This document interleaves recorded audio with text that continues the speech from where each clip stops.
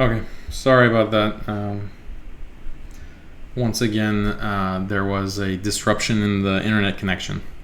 So apologies for that. But let me just conclude that we have to have a multifaceted approach to holding public figures accountable, and that includes imams and scholars. Private, if you have that kind of connection, great, but there has to be a public component, and it's like it doesn't matter if they're defensive in their response. That's actually bad for them. That's actually inappropriate for them. You should answer the questions and not be defensive.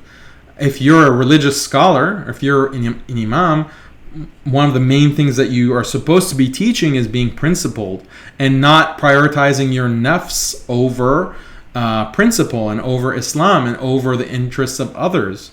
So how can you preach this kind of tazkiyah and this kind of suspicion of the nafs and then be defensive?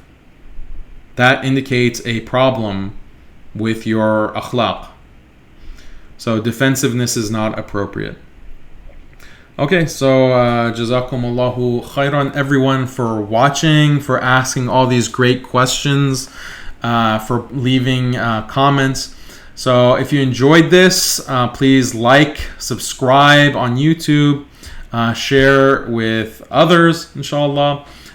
If you want to read that article that I was referring to, the whole episode, it's on muslimskeptic.com. I'll include the link in the description. And then also, let me plug alesna.org, Alesna Institute. This is a institute that I established, and I teach, and my wife teaches on different areas where Islam is being attacked by modernism.